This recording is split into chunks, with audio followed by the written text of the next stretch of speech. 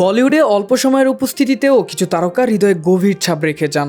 ঠিক তেমনই এক অভিনেত্রী জিয়া খান। কিংবদন্তি তারকা অমিতাভ বচ্চনের বিপরীতে অভিনয় করে বলিউডে পা রাখেন এই অভিনেত্রী। স্বল্প সময়ে তার সুনিপুণ অভিনয় দিয়ে নজর কাড়লেও মাত্র 25 বছর বয়সে আকস্মিক মৃত্যুতে থেমে যায় তার জীবন প্রদীপ ও বর্ণিল কেরিয়ার।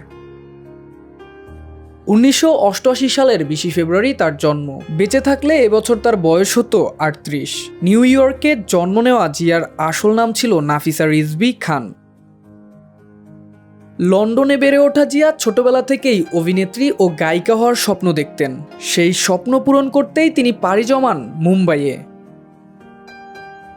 2007 সালে পরিচালক রাম গোপাল বর্মার ছবি নিঃশব্দে অমিতাভ বচ্চনের বিপরীতে অভিনয় করে তিনি আলোচনায় আসেন। ছবিটি বিতর্ক তৈরি করলেও জিয়ার আত্মবিশ্বাসী উপস্থিতি তাকে আলাদা করে নজরে আনে। প্রথম ছবিতেই তিনি ফিল্মফেয়ার বেস্ট ফিমেল ডেবিউ মনোনয়নে জায়গা করে নেন।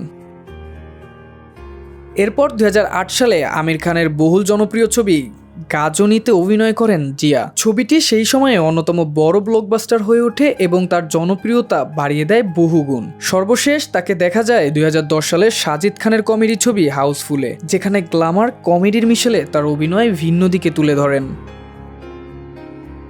অল্প দিনের ক্যারিয়ারে জিয়ার প্রতিটি অভিনয় ছিল আলাদা ঝলক, যা দর্শকদের মনে থেকে গেছে। তবে সাফল্যের আড়ালে জিয়া এক নিঃশব্দ সংগ্রামের মধ্য দিয়ে যাচ্ছিলেন। 2013 সালে মাত্র 25 বছর বয়সে গলায় দড়ি দিয়ে আত্মহত্যা করেন এই অভিনেত্রী। জানা যায় অভিনেতা সুরাজ পাঞ্চলির সাথে সম্পর্কে জড়িয়েছিলেন জিয়া খান। তার মৃত্যুর কারণ হিসেবে সুরাজের দিকে আঙুল ওঠে। আইনি জটে জড়িয়েছিলেন তার এই কথিত প্রেমিক। তার এই আকস্মিক মৃত্যু স্তব্ধ করে দেয় পুরো বলিউডকে।